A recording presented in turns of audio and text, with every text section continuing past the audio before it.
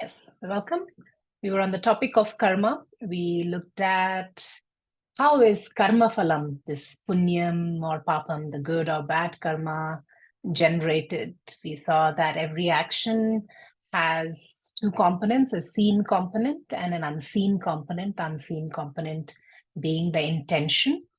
And every action has a result, which again has two components, the seen component, drishta, and the unseen component, adrishta. So from the adrishta intention comes the papam of punyam phalam as the result.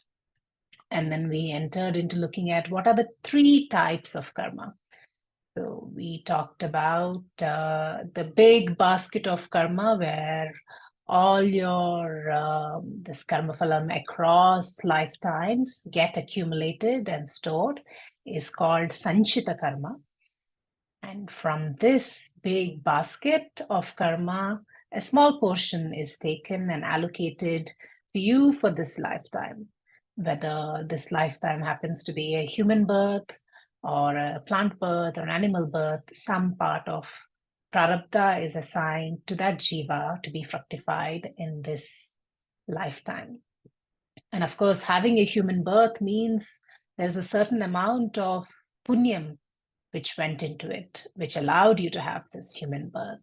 So it's a very precious birth because it's the only birth in which liberation can be achieved. And the third type of karma, which we didn't really get into yet, is called agami karma. This is the karma which is being generated through your actions right now in this very lifetime.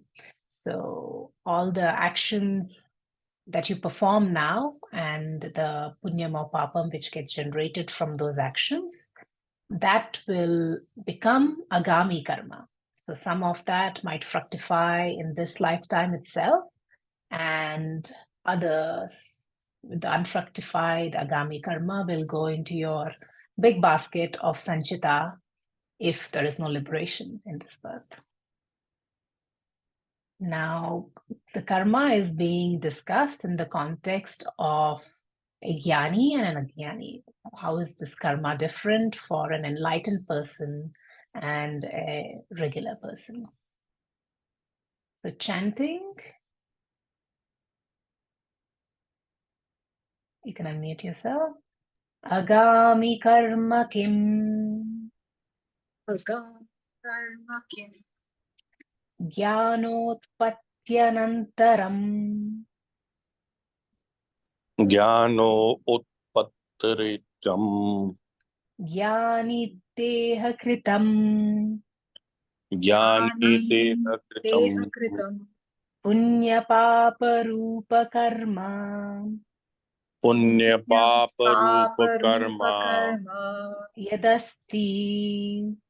Yadasti. Tat agami it vidhiyate.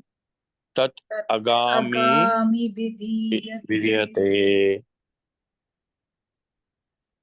The definition of agami given here, it depends on if the person is a jnani or an ajnani. For a ajnani, agami is this punya papam karma is acquired from the time of birth. The cutoff is the time of birth. But really from the time the person becomes capable of thinking independently. A baby who does any action without any motive or intent will not accrue any punyam or papam as phalam. So from the time of birth, when the person is able to act with intention, that's when this agami karma starts getting accumulated. However, in the case of a jnani, an enlightened person, the cutoff time is the time of jnanam. Up till the time of jnanam, a jnani, whatever karma, agami karma gets generated, it then gets put into the basket of sanchita, and the counter starts again from the time of jnanam. The jnani is thus called a dvijaha, twice born. whatever action is done in agami gets accumulated till the point of jnanam goes into sanchita, and then the agami counter restarts again. However, jnanotpatti antaram, after gaining jnanam, jnani deha kritam, the actions done by the body of a jnani. Carefully note that the author tells us the body of a jnani and not by the jnani, because the jnani no longer identifies with the body. He does not have any deha abhimana. He does not think of the body as himself. Yadasti, whatever karma is there, tat agami iti abhiyate. This is called agami karma. And what happens to this agami karma is explained later. Right, we'll come to it. But for now, we'll chant more. Sanchitam karma kim. Sanchitam karma kim. Anantakoti janmanam. Anantakoti Anantakoti janmana. janmana. Bijabhutam. Bijabhutam. Satyat karma jatam. Satyat karma jatam. Purvarjitam. Purvajitam. Tishtati tat sanchitaneyam. Tishtati sanchati niyam. And what is sanchita karma now is being asked. Of a jnani, we have to add, as this topic is about what is the karma of a jnani. Yat karma jatam purvarjitam tishtati. Whatever punyam or papam is accumulated in the past janmas, both the recent past and also the remote past, meaning past of different lifetimes, whatever karma was accumulated in past janma, and karma accumulated till time of jnanam is what's being talked about. Bija bhutam sat, which is the seed for ananta koti janmanam, which is the seed for innumerable janmas, this countless crores of future janmas. In normal circumstances, it would have been the seed for many janmas, but we saw that there is no rebirth for a jnani. And why is that? Because this karma, this is destroyed at the time of, it's not mentioned yet, but we'll come to see that there is no rebirth for a jnani because all the karmas get destroyed. How exactly they get destroyed, we will see.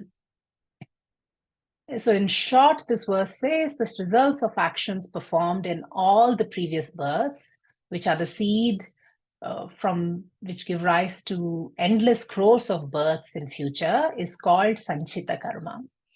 And then prarabdha karma kim iti chet.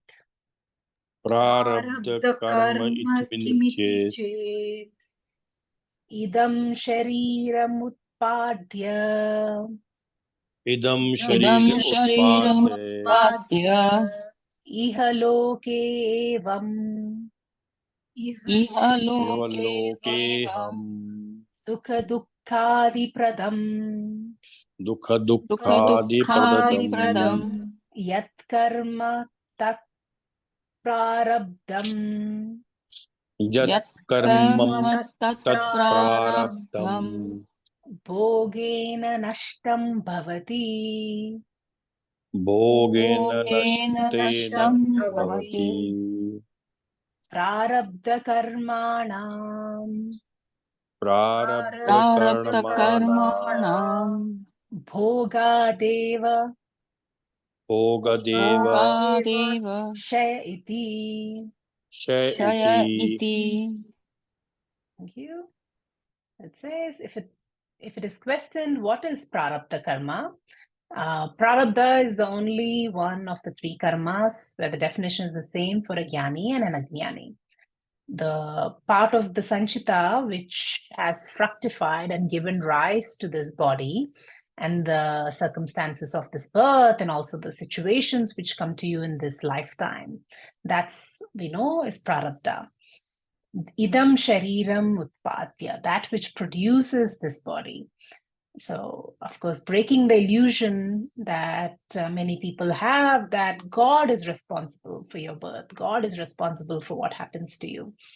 Whereas it is the law of karma alone which determines your date of birth, your type of birth, your circumstances, all the experiences which come to you in this lifetime. Of course, Ishvara is the maintainer of the law of karma. However, specific circumstances of our birth and situations coming to us are determined by our past actions alone. So only we are responsible for this birth. Ihaloke, in this world, sukha dukkha adi pradam, pleasurable, painful, adi meaning mixed experiences. Without us working for it, it comes unasked. Some may be born with a silver spoon where everything's provided for. They have no struggles to feed themselves or to worry about finances. They'll get the best education and so on. Some others might be born in a more unfavorable circumstances, to a poor family who might be struggling to get some food on the table. The Shastra tells us that whatever circumstances of your birth is completely dependent on your past actions alone. So yat karma tat prarabdha, that karma is called prarabdha. Whatever we work for in this lifetime will come under agami. Of course, no one intentionally works for getting painful experiences for papam, right? But we saw that it's the intention, the motive, which leads to what kind of phalam you will get. Will it be punyam or papam? The unfructified agami will get added to sanchita, and from that portion, this little prarabdha is given for this birth. In short, this verse says, having given birth to this body, the actions which give results in this very world in the form of happiness or misery, which can be destroyed only by enjoying or suffering them, is called prarabdha karma. So whether it's a jnani or an agyani, the prarabdha is the same. The prarabdha does not get destroyed at the time of jnanam. The prarabdha will still have to get exhausted because it was set in motion when the birth of the body happened. And it can only be destroyed by bhogena nastam bhavati. It is exhausted only by experiencing, or bhogena. So the author now starts talking about what happens to the three types of karmas. The karma phalam of fruits, whether bitter or sweet, whether painful or pleasurable, have to be experienced. Even the jnani's body is under the influence of prarabdha. Prarabdha will determine whether it's a long life or a short life. Adi Shankaracharya only lived, we believe, till the age of 32 or so. It could be a healthy body or a disease-ridden body. Ramana Maharishi had cancer, and so did Sri Ramakrishna. However, we still call them Jivan Muktas, liberated while living. Why is that? Because there is a difference. While the experiences, the nature of experiences might look painful, for these enlightened beings, there is no suffering. Reading an excerpt from a book on Sri Ramakrishna, it says, towards the end of his life, when one day Sri Ramakrishna was lying in bed, suffering from throat cancer, his disciple Hari, later Swami Thuriyananda, approached him and asked, "Sir, how are you?" Sri Ramakrishna replied, "Oh, I am in great pain. I cannot eat anything, and there is unbearable burning in my throat." But Hari was not fooled.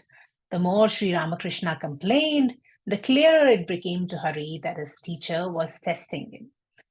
Finally, no longer able to control himself, he burst out, "Sir, whatever you may say, I see you as an infinite ocean of bliss." At this, Sri Ramakrishna said to himself with a smile, "This rascal has found me out." Sri Ramakrishna taught by his life, let the body be preoccupied with illness, but O mind, dwell forever in God's bliss. When someone asked Sri Ramakrishna to pray to the Divine Mother to be cured of cancer, he said he could never utter such a prayer. The mind that had been given to God could not be made to dwell on the body.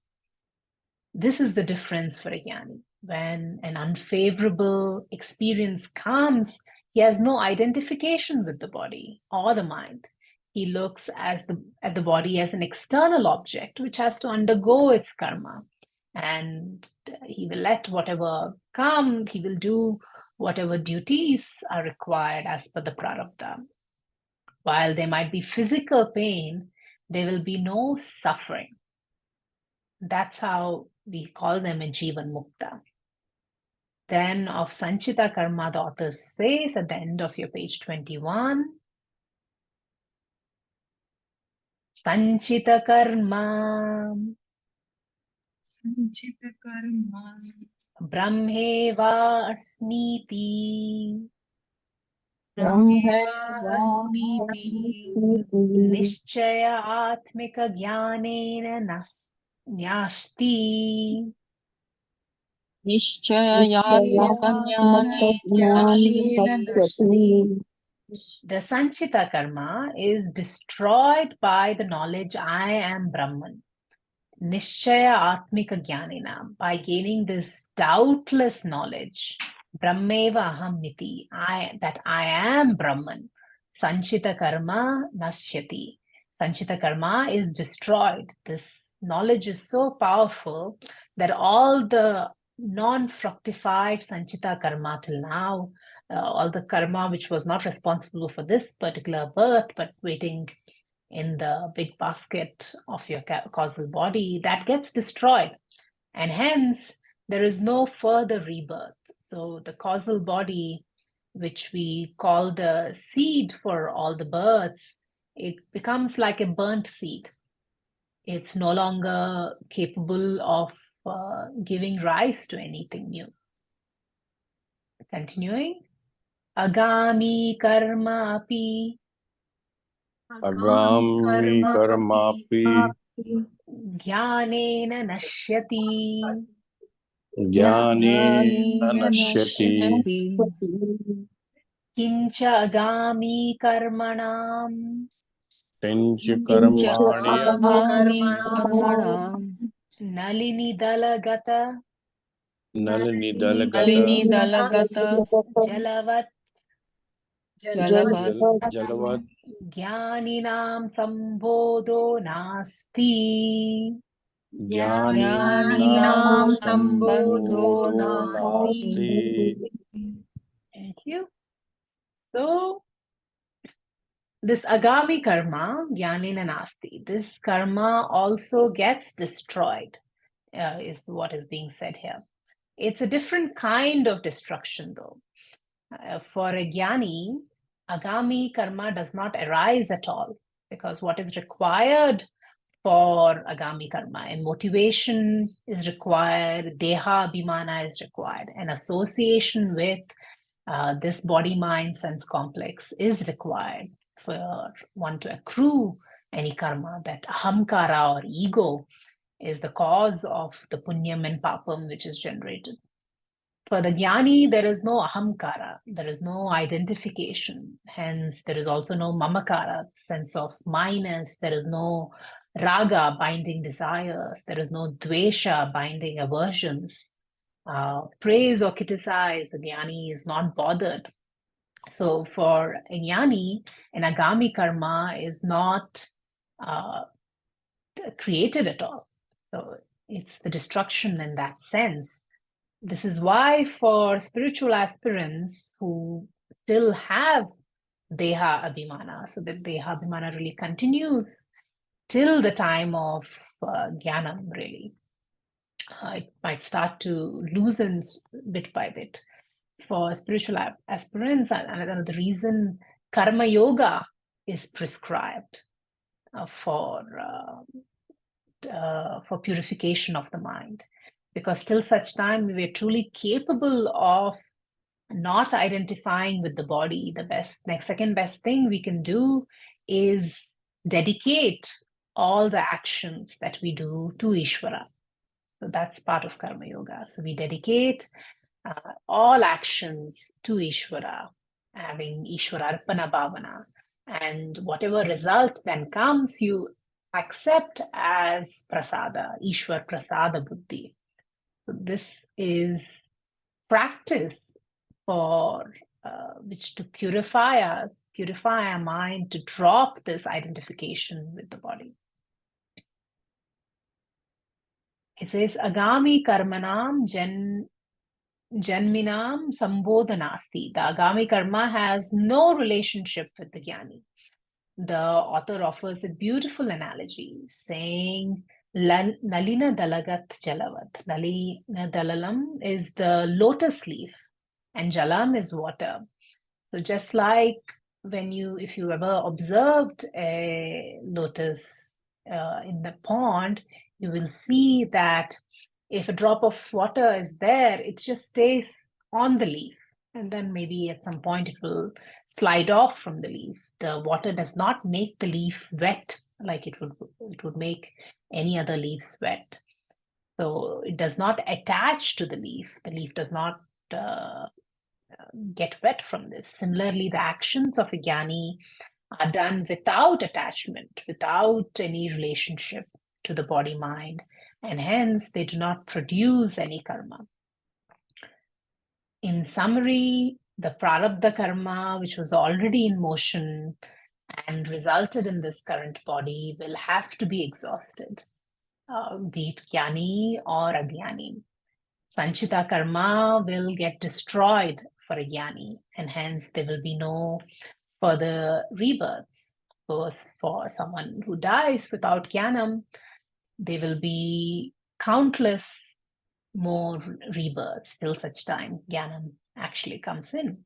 And for a jnani, an agami karma does not get created at all. Of course, for a jnani, agami karmas continue to be created. Any questions in this part?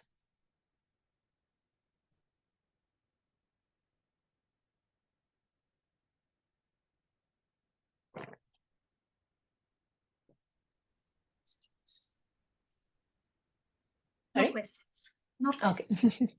I have a question, Spandana ji. Yes, please. So I understood the Sanchita karma is the one which we create in all our lifetimes, right?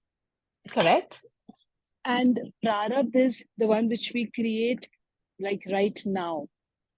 No, Is that correct? no. Okay. Agami is the karma you're creating right now. Okay. Prarabdha karma was the karma from that basket of Sanchita which got allocated to you for this birth. Part of To it result in the birth, this life. to result in the birth, to result in whatever experiences come your way. So Also. the right now one is agami. What you're creating right now is agami. So Sanchita, you have Agami. no relation with Okay. in this birth right now. So your big basket of Sanchita, you're completely unaware of what sits in that basket of Sanchita. Okay. All that you have a relation with in this birth is agami, that is what you're creating right now. Right. Right. And prarabdha, which was already allocated to you at the time of birth, that's what resulted in the birth. So part of it got fructified just because you got that body at birth. The fact that you were born, some prarabdha got fructified. And that prarabdha will continue with you the rest of this life till it's exhausted at the time of death. And that will result in all the experiences which come to you. Right? Got it. And agami in the end will get into the basket of Sanchita. Agami will, some of it will fructify right now, right? Okay. So that example I gave of if you slap someone, you created some agami karma, or some papam, so that person might slap you right back. So that's getting fructified right now. But they might hold a grudge for, next 20 years, and you meet them again and something, they're in a position to do something to you, it's getting fructified later, or Right. nothing might happen at all. Okay. So it may be the situation for this agami to fructify were never ripe in this lifetime. So in that case, the unfructified agami will go into your basket of sanchita at the time of death. Okay, great. Thank you so much.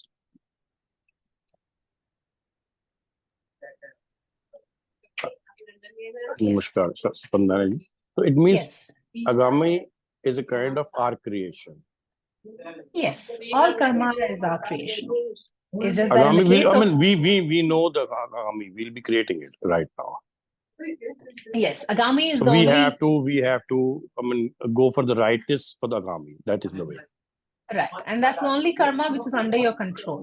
Yes, That exactly. agami karma is the only one you can affect at all. You can choose what agami karma you create. Your prarabdha is already decided. Sanchita, you have no visibility on. So prarabdha will give you whatever situations comes, and you just have to accept it. Of course, it's not fatalistic because you have to accept the situation coming to you, but the result is not predetermined. Because like we said, there is the effect of free will. So when a particular situation comes to you, you can decide how you want to act. What is the agami karma you will create? And if the agami is strong enough, it can override that prarabdha karma. And the result can be in your favor.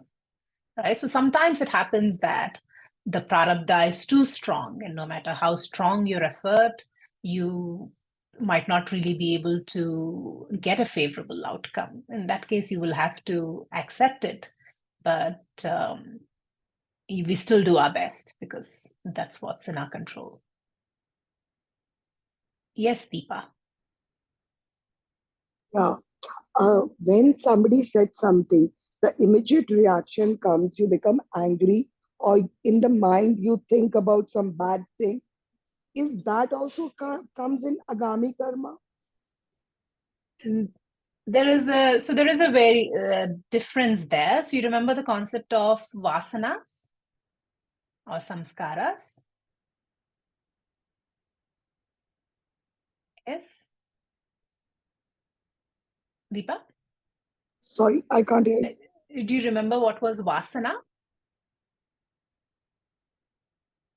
Okay, I'll tell you. So vasana or samskaras are these habitual thinking patterns which are a result of past impressions, either from this lifetime or another lifetime. Prarabdha affects you in two ways. Prarabdha affects you as the bhokta, the receiver, which determines all these circumstances which are coming your way, right? Particular situations which are coming your way. A particular disease might come at a particular point in life, things like that. There might be a particular situation ripe for you meeting who's going to become your life partner. All these situations which come to you because of prarabdha. So it's affecting you as a bhokta. But prarabdha is also affecting you as the karta, the doer. And that it's doing because of these vasanas, these habitual thinking patterns and tendencies that you instinctively have.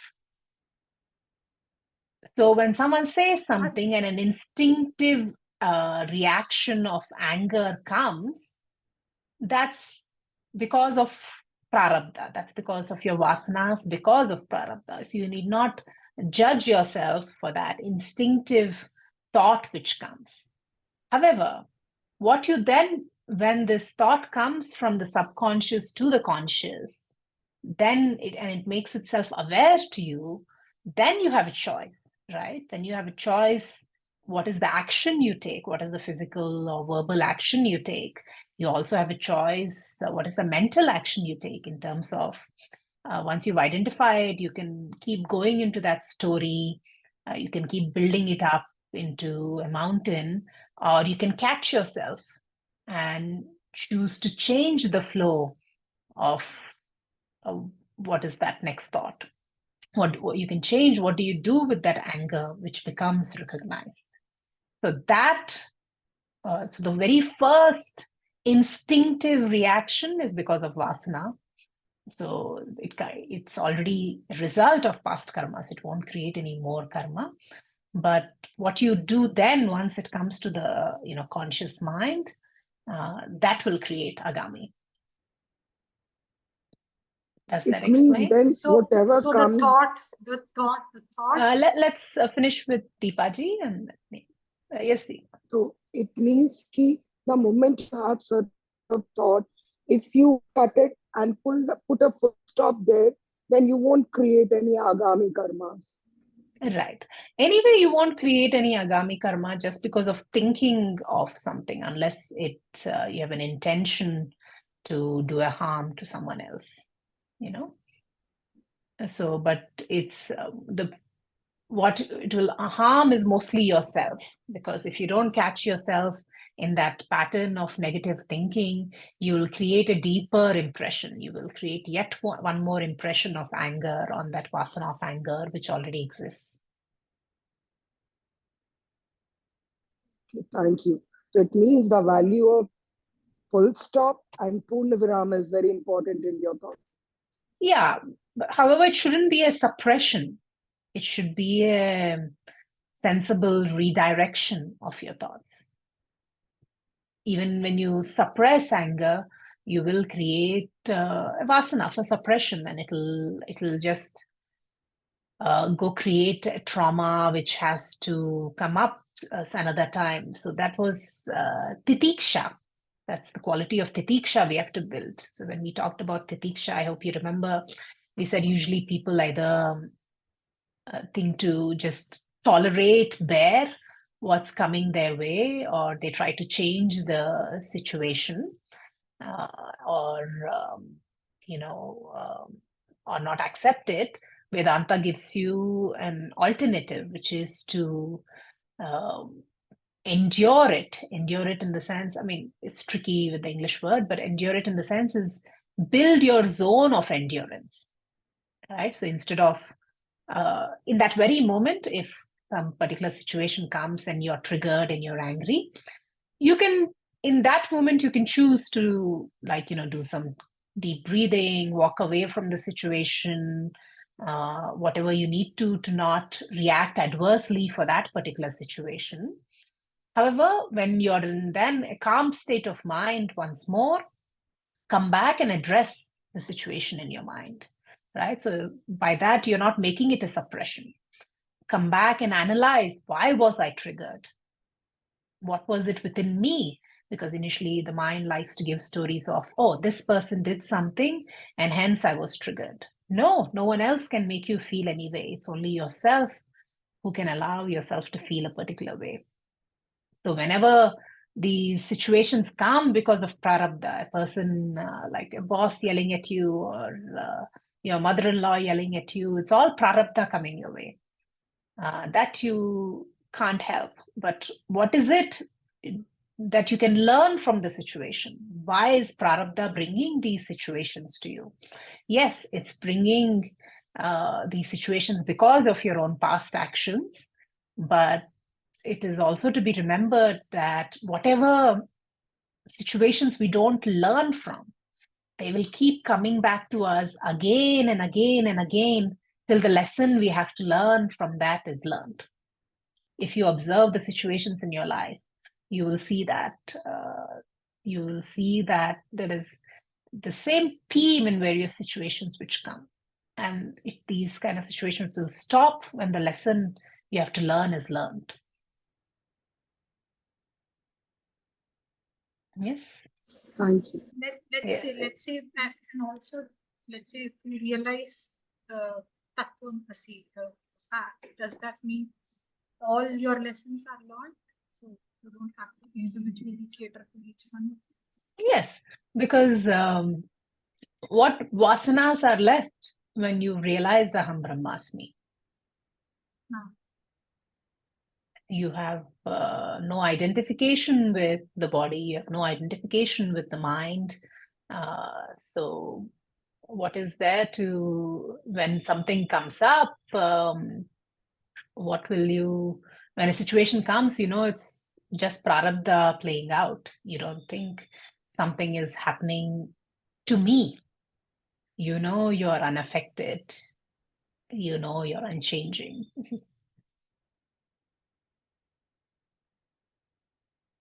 Yes. Any more questions?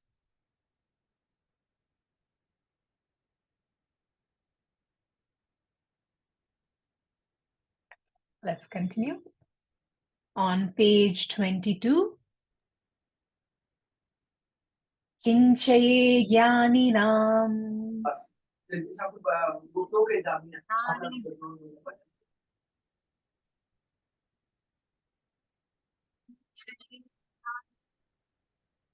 tuvanti bhavanti acharyanti Tuvanti bhavanti acharyanti tan prati jnani kritam tan prati jnanakritam agami punyam gacchati agami punyam gachanti ye jnaninam nidanti ye jnaninam nidanti dvishanti tan prati Vishyanti tam prati jnani kritam sarvam agami jnani kritam sarvam agami kriyamanam yadacham kriyamanam yadyat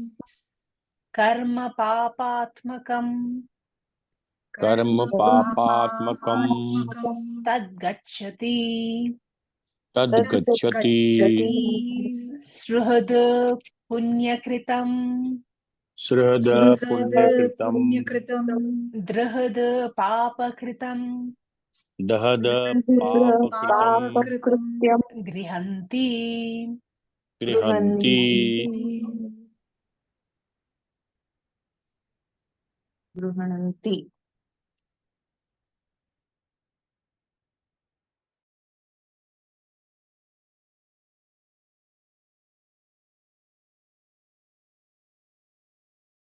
Ma'am, Spandana ji, you muted. Thank you. Yes. Yeah, I went to mute all and I muted myself. Yeah. After the chanting. Okay, great. Thank you. Yes. So the author says, I was saying that these are a bit flowery verses and the arthavada has to be taken. The implied meaning has to be taken for some of these verses, not the direct meaning. The author is telling us the jnani does not have any ego. So one has to be careful when interacting with a jnani. Even if we insult them or ill-treat them, they won't be insulted and may not react back because they have no deha abhimana.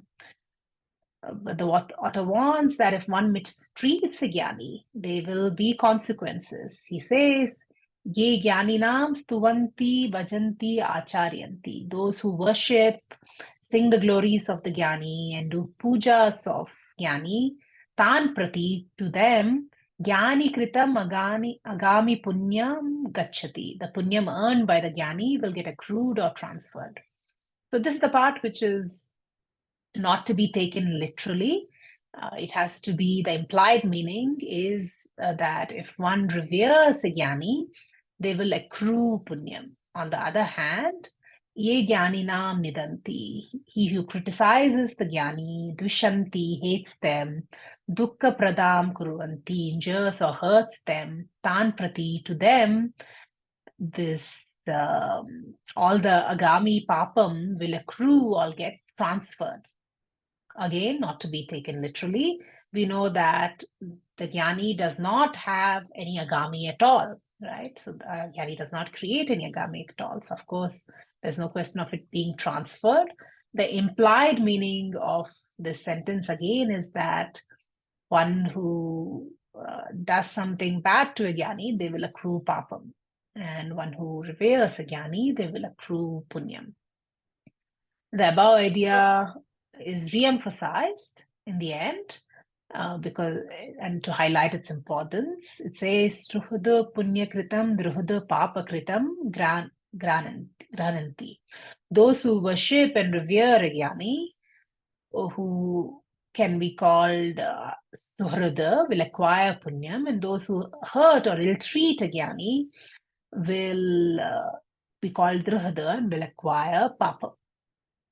Right? That's it. It's just a few But sentences of advice as to how we should behave with a jnani. Yes, Mahalakshmi. Just theoretically, let's say if someone is a jnani, that person would have a choice to either do a sinful act or a good act. So will this statement not be literal actually? This, in what way? Like, can you... So For first of example, all, like you said, when you say they have an option to do a sinful act, you're talking about the jnani? yes. A jnani will always act only as per dharma. Yes, right? but So let's say as create, per dharma.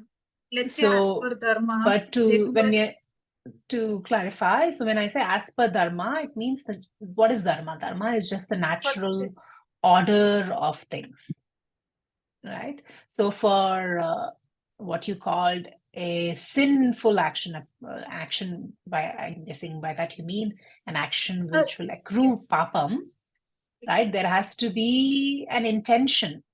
And when does an intention come? An intention comes when there is desire or aversion. There's raga, dvesha. When a jnani has neither raga nor dvesha.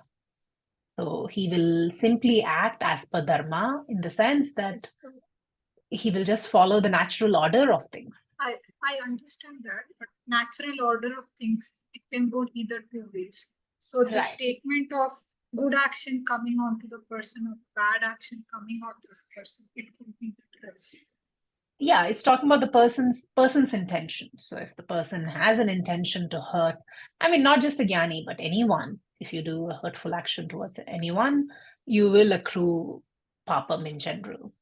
The text is kind of just warning us that if you do this action towards someone who's to be respected, so a spiritual person, the papam you might accrue might be even more. Right. So in the sense of even when you, like, say, if you hit someone, so I'm a woman, if I hit like this big man who has the capacity to defend himself, the papam I might accrue there will be kind of maybe lesser than if I hit a small child who has no capacity to defend themselves, right? So it's to be taken in that kind of context. So it's not just the action itself you do, but all the other circumstances around it, if you're considering it or not. The intention. Yes. Any other questions? I have a question. Yes, Vandanaji. So in the beginning of the shloka, you said a jnani doesn't have agami karma. Correct. What does that Will not mean? create agami karma. But agami karma is anything that the person is doing, right? Like waking up and anything, any action. So all these, when we're using the word karma in the sense of agami, prarabdha, sanchita, we are talking about karma phalam. Okay. So the punyam or papam generated. Okay. Not the regular actions. Yeah, not in terms of action, in terms of punyam and papam is the word karma being used. Got it. So when I say there won't be any agami karma generated, of course, the jnani is not going to sit, I mean, a lot of people imagine they do. They won't just sit in samadhi and meditation in a cave. That depends again on the vasanas which are left, Right. they will still go about acting, and you might not even know who's a gani or not, right? Just based on their bodily actions or so. But they won't create any phalam, any punyam and papam anymore, Got it. Okay. because that Thank you so intention much. portion, which is a result of deha abhimana and result of having desires, that is no longer there. Got it. Thank you so much.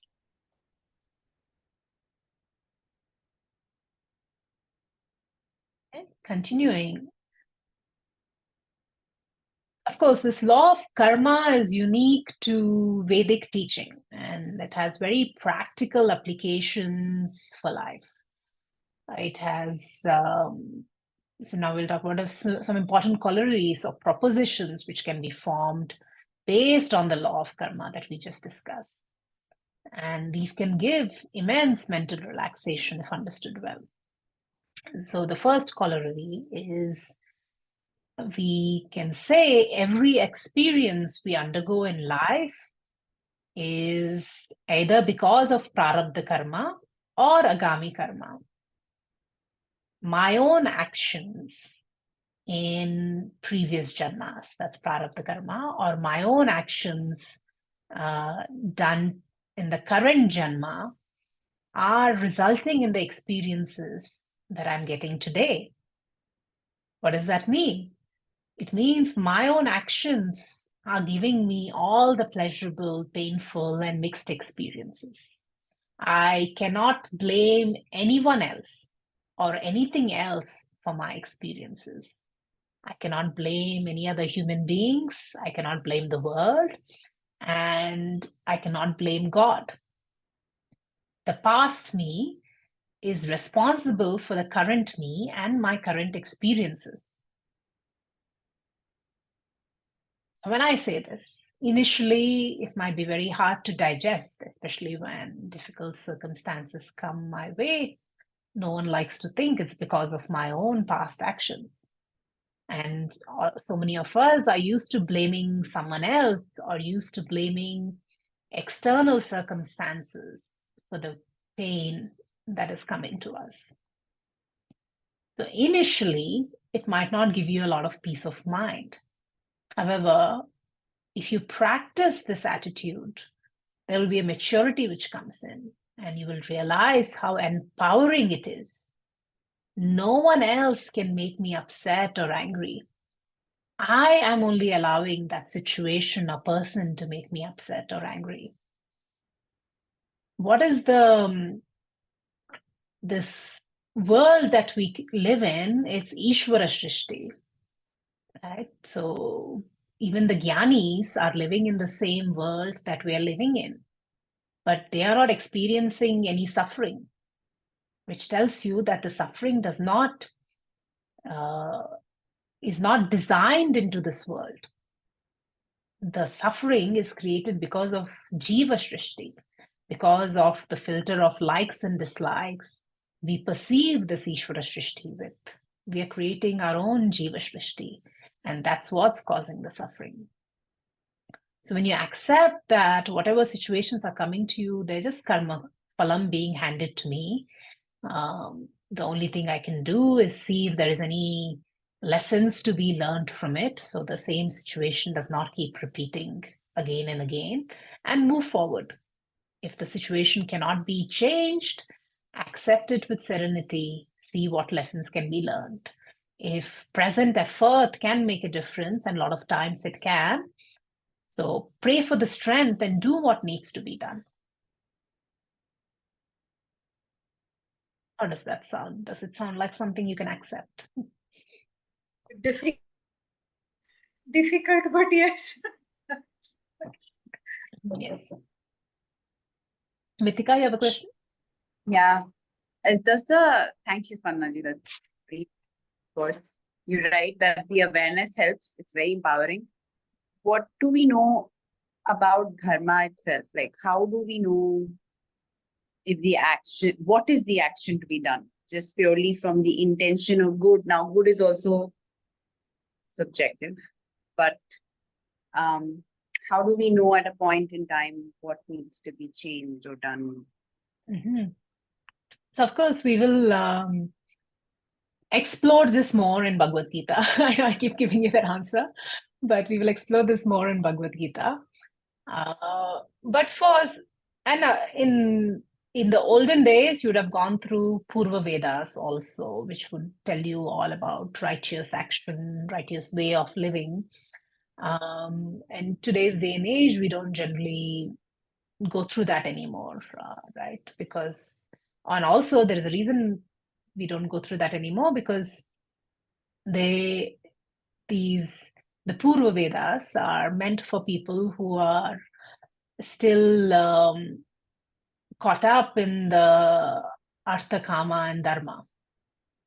So when you have these other goals, Shastra is telling you how to go about achieving all these other goals in a dharmic way, to how to fulfill all these desires in a dharmic way.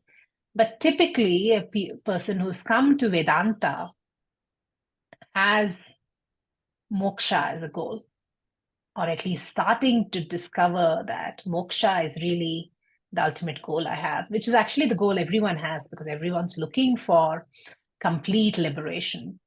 But it's a Vedanta student who realizes that that's what I'm looking for. So most of you here who after about 5 months are still there in this class, I assume are starting to identify moksha as a goal. And that requires a certain maturity of the mind to already be there.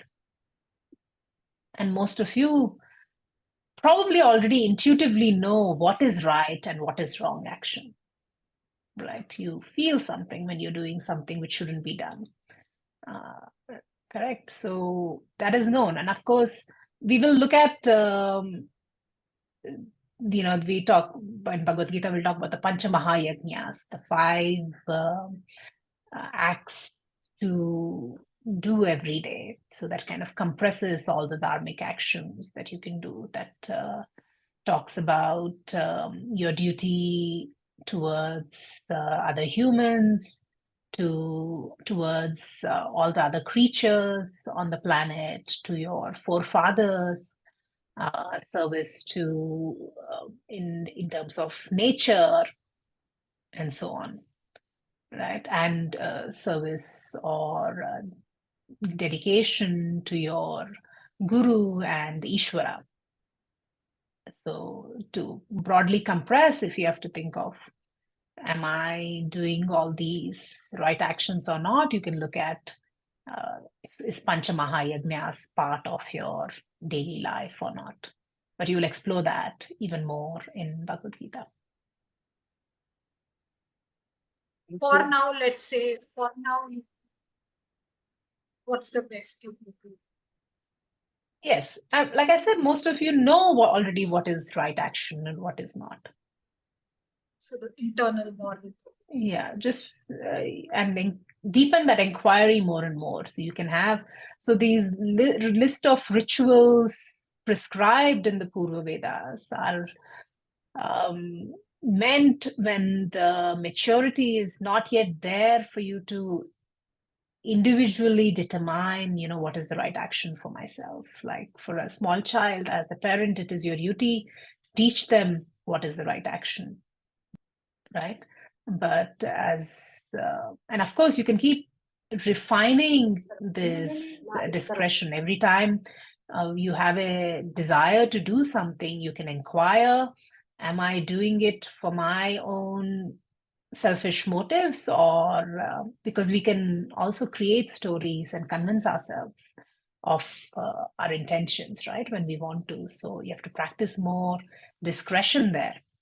And another way to look at if an action is a good action or not is see how many people is it benefiting.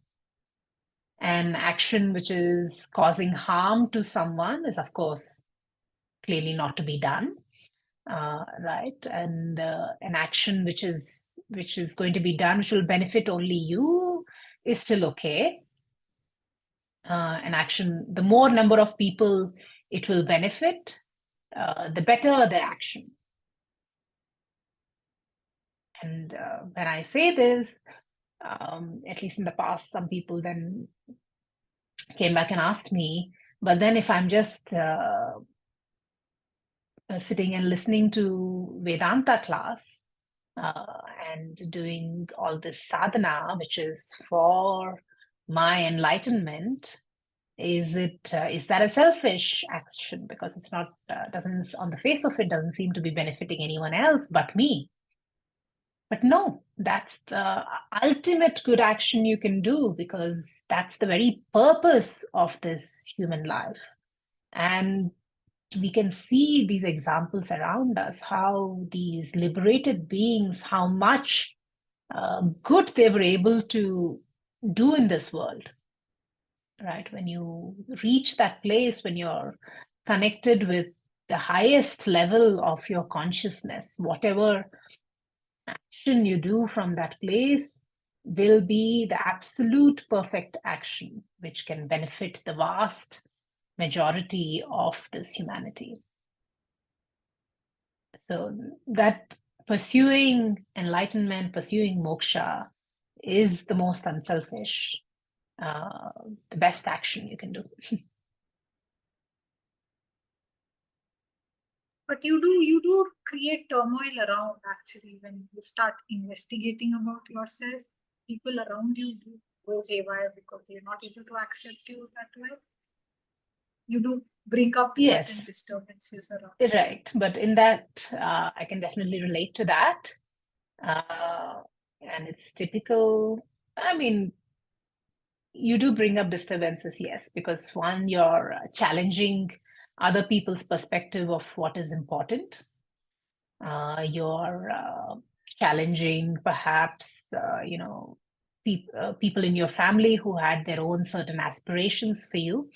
So maybe they are projecting their own aspirations for you in terms of they want you to have a big house, a few cars, have a big career, a big family, and because they think that's what makes one happy. But if you know better and you're pursuing moksha instead, in time you will see they will also understand, right? Because they will see that you are getting more peaceful and happy with time, and there is something to that which cannot be acquired through something else. So if they're getting disturbed, it's because of their own lack of. It more seems like they have no choice, so they put up with it. Yeah, I mean, it can be, but genuinely they do also understand. And you have to also realize that, when you're pursuing your sadhana and it's affecting other people, are you doing something? Is there an intention to harm anyone else? No. Are you doing something, or they are just allowing themselves to get disturbed, right? I mean, assuming you're still doing your duty. If you're a mother and your child is crying in the next room and you're not going to them, you're neglecting some part of your duty, right? But other than that, assuming you're still doing your duty, you doing your sadhana is not, shouldn't cause any harm to anyone else. If it is, it's because of their own perceptions. Right, it's 9, so we will finish this in the next class. There's a few more implications of the law of karma we will go through. So we can take more questions if anyone has.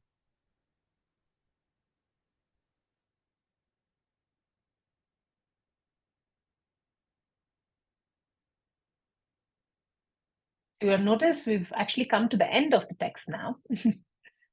So we just have, we will be finishing this bit about karma and and having a little summary.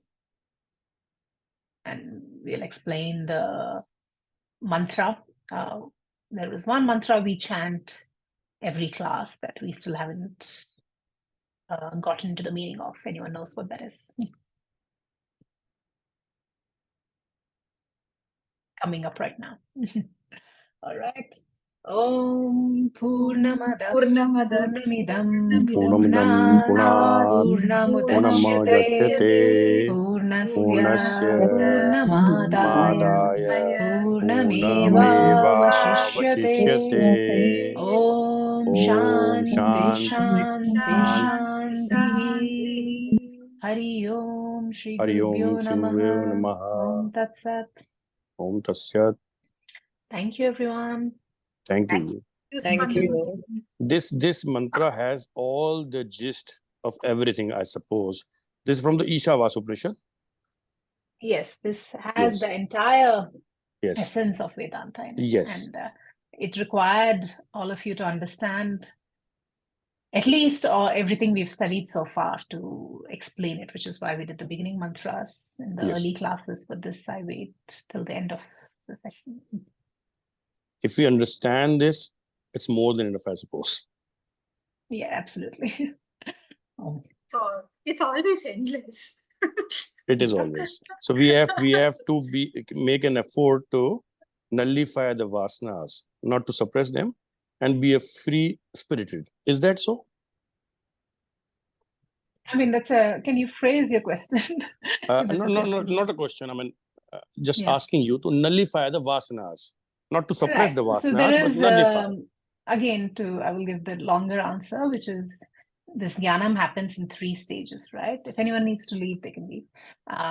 This jnanam happens in 3 stages: Shravanam, Mananam, and Nididhyasanam. So Shravanam is to give you the knowledge.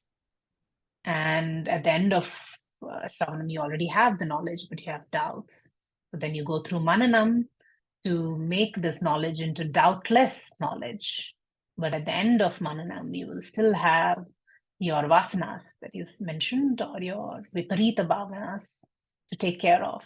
And for that, we do Nididhyasanam. And the end of Nididhyasanam stage is when this jnanam is assimilated. There is that undoubted knowledge of Aham Brahmasmi. Okay, thank you. Om. Thank you.